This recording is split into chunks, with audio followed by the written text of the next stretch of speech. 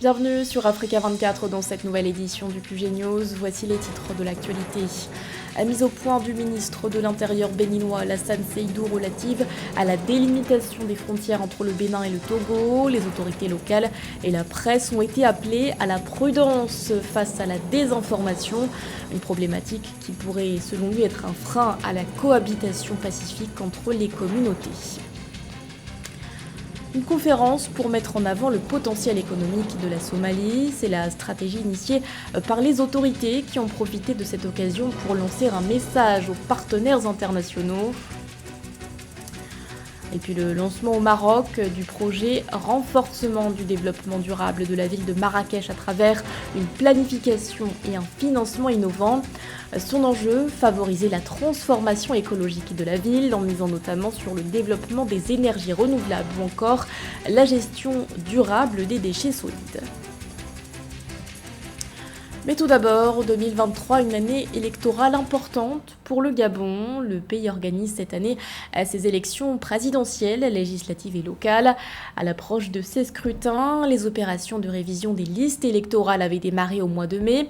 Et alors que ce processus doit durer 30 jours, la plateforme Alternance 2023 a appelé les autorités à proroger le délai. Face à la presse le 2 juin, le président de la plateforme, François Ndong Obiang, a déploré, je cite, le début tardif des inscriptions sur les listes électorales dans un nombre de circonscriptions. Un retard qui cause, selon ses termes, un préjudice et une consommation inégale du temps consacré à ce processus. Notons que le Forum pour la défense de la République a lui aussi demandé à ce que cette opération soit prolongée. Au Bénin, le ministre de l'Intérieur et de la Sécurité publique, Alassane Seydou, a lancé un message adressé notamment à la presse et aux autorités locales en lien avec la délimitation des frontières entre le Bénin et le Togo. Dans un communiqué publié le 2 juin, il leur demande de faire preuve de prudence en s'abstenant de divulguer de fausses informations. Rappelons que cette question de délimitation des frontières est traitée par une commission mixte paritaire. Les explications de Joël Ballot.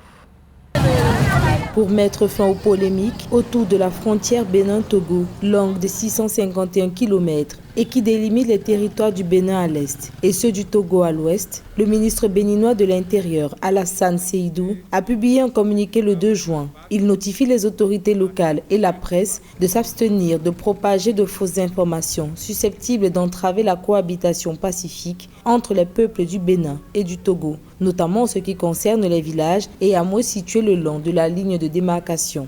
Avec la République du Togo, les travaux ont abouti à la réaffirmation de la frontière à travers la construction de 243 bornes frontières, dont 24 bornes doubles, et un projet de construction des bornes de densification conformément au procès verbal d'abornement franco-allemand du 20 octobre 1913. Ces travaux ont créé le basculement de localités de part et d'autre de la ligne frontière.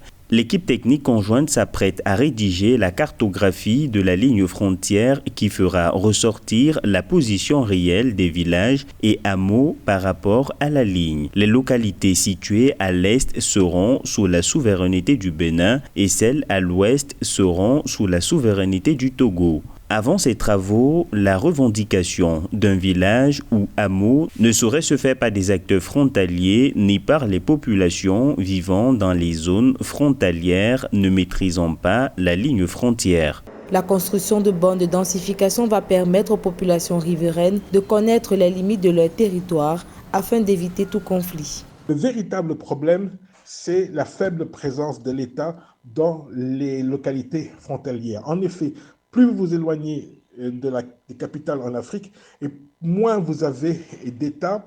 Et donc, ça crée un sentiment de frustration, ça crée un sentiment de ne pas appartenir à l'État.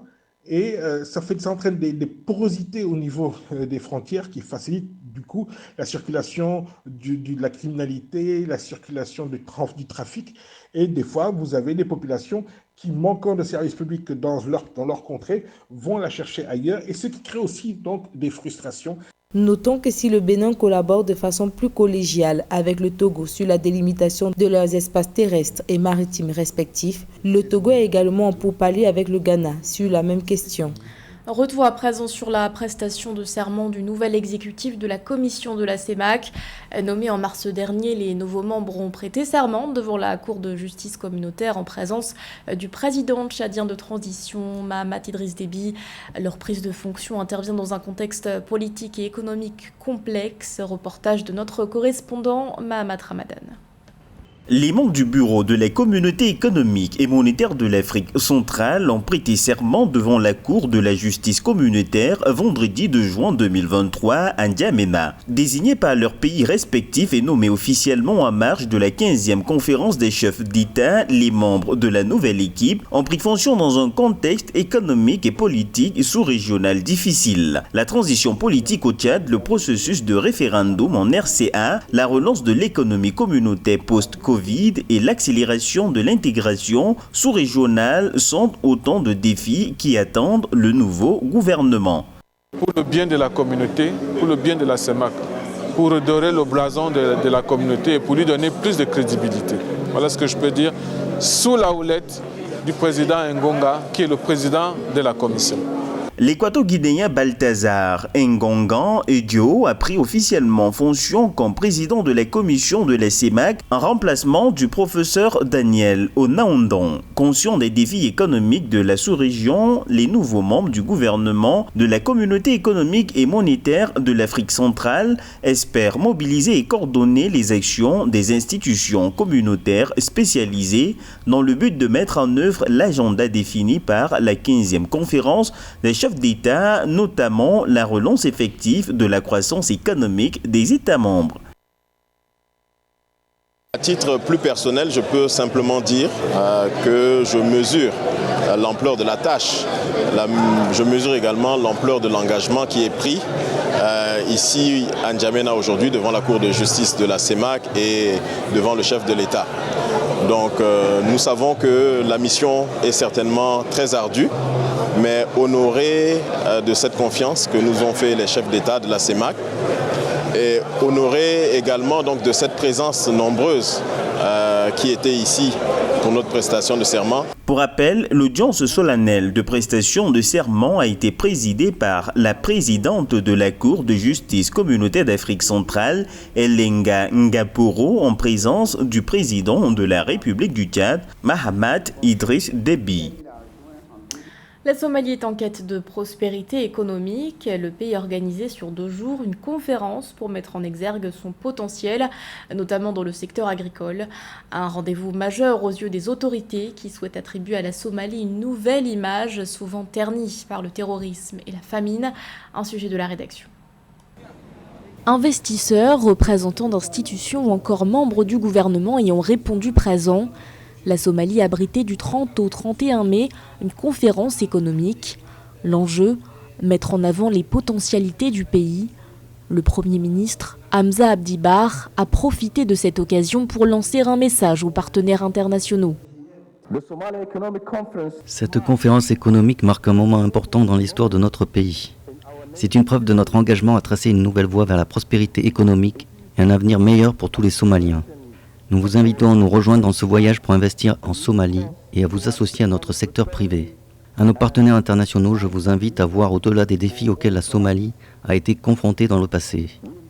Regardez les immenses opportunités qui vous attendent ici. Investissez dans nos industries, transférez votre technologie et votre expertise et soyez un catalyseur de changement.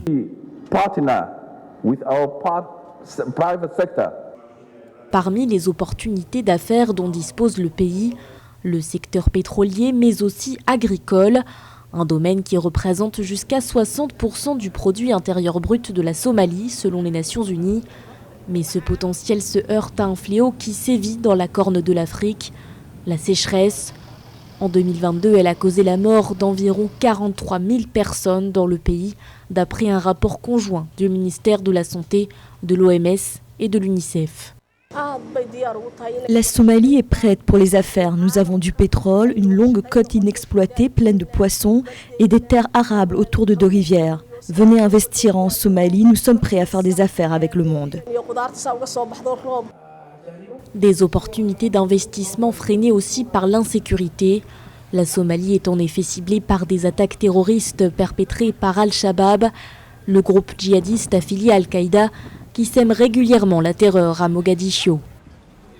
Dans l'actualité également, retour progressif au calme à Dakar au Sénégal. La capitale sénégalaise avait été depuis le 1er juin le théâtre d'affrontements entre manifestants et forces de l'ordre. Des heurts survenus après la condamnation d'Ousmane Sonko, le leader du PASTEF, à 2 ans de prison ferme pour corruption de la jeunesse. Bilan de ces violences, au moins 16 morts. Le ministre de l'Intérieur a quant à lui fait état d'environ 500 arrestations. De son côté, la Croix-Rouge affirme être venue en aide à 357 blessés. Le 4 juin, le PASTEF a publié un communiqué dans lequel il dénonce, je cite, « la répression meurtrière des forces de défense et de sécurité ». Le parti accuse par ailleurs le gouvernement d'avoir fait appel à des milices privées pour mater les protestataires. Les autorités, quant à elles, estiment que le PASTEF est soutenu par des forces occultes venues déstabiliser le pays et le plonger dans le chaos. Soulagement pour la Tanzanie. Le pays a déclaré ce 2 juin la fin de l'épidémie de maladie à virus Marburg qui était apparue au mois de mars dans la région de Kagera au nord-ouest. Une épidémie qui a causé la mort de 6 personnes. L'information a été confirmée par l'Organisation mondiale de la santé qui précise par ailleurs que le dernier cas confirmé a été testé négatif à la date du 19 avril. Les précisions de Mildred Diamou. Fin de l'épidémie du virus de Marburg en Tanzanie. Plus de 2 mois après le début des contagions, la maladie à virus de Marburg a été éradiquée dans le pays, selon une annonce faite par l'Organisation mondiale de la santé le 2 juin 2023. Un succès attribué à une réponse rapide des autorités tanzaniennes et au déploiement efficace des équipes d'intervention d'urgence dans les zones touchées, se réjouit l'OMS. Le gouvernement tanzanien a eu le mérite d'avoir une communication adaptée et ciblée face aux communautés en appelant au calme et en rassurant par le contrôle. La deuxième chose que le gouvernement tanzanien a pu faire, c'est d'avoir un système de soins rapide, résilient, qui a pu développer très rapidement des techniques biomédicales, donc une réponse sanitaire adaptée. Le dernier cas confirmé de Marburg a été testé négatif le 19 avril 2023, déclenchant ainsi le compte à rebours obligatoire de 42 jours pour déclarer la fin de l'épidémie, a indiqué l'OMS dans un communiqué. Au total, 9 cas et 6 décès ont été enregistrés lors de l'épidémie de fièvre hémorragique dans la région nord-ouest de Kagera. Selon l'Organisation mondiale de la santé, le taux de létalité de cas confirmés variait de 24 à 88%, avec une moyenne inférieure à 50%.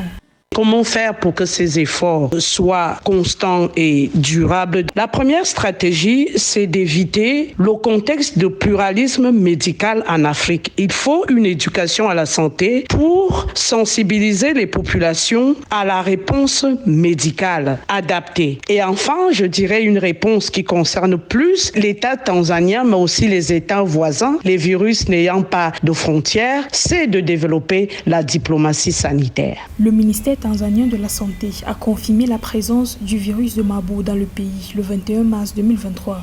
Il s'agissait de la première épidémie de ce type en Tanzanie, selon l'OMS. Il n'existe actuellement aucun vaccin ni traitement antiviral, mais l'OMS a déclaré que des traitements potentiels, y compris des produits sanguins, des thérapies immunitaires, ainsi que des vaccins candidats précoces, sont en cours d'évaluation.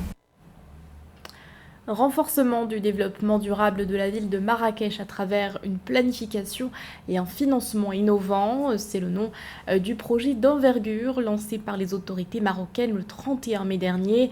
Un projet soutenu par le programme des Nations Unies pour le développement et dont le budget est chiffré à 100 milliards de dirhams. Les détails avec Eugène Schéma.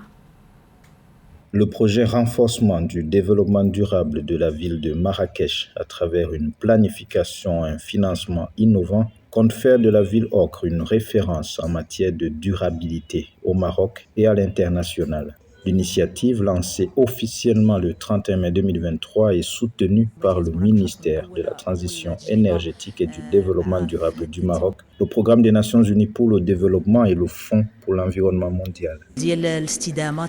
Marrakech est la première ville à bénéficier de ce financement. Nous suivrons de près ce projet car plusieurs villes et provinces en bénéficieront bientôt. Le projet Marrakech Ville Durable va capitaliser des initiatives existantes, à l'instar de la flotte de bus électriques lancée en 2017. Doté d'un budget de 100 milliards de dirhams, il va également soutenir le développement d'une économie verte dans la ville à travers la promotion de certaines filières stratégiques, l'écotourisme, la mobilité durable, l'efficacité énergétique, les énergies renouvelables, l'économie de l'eau, la préservation de la biodiversité urbaine et des espaces verts, la gestion durable des déchets solides, le développement d'écoparcs industriels. Ce projet très ambitieux qui est financé par le Fonds pour l'environnement mondial et qui vise donc à bâtir sur les initiatives vertes qui existent déjà et à intégrer ces initiatives, à renforcer la coordination. Les autorités marocaines comptent se servir du modèle de développement durable de Marrakech pour l'étendre aux autres villes du royaume. Finalité visée, faire de toutes les villes du pays des centres urbains attractifs, innovants et résilients aux crises. C'était le journal de la rédaction. Merci de l'avoir suivi. L'actualité continue sur Africa 24.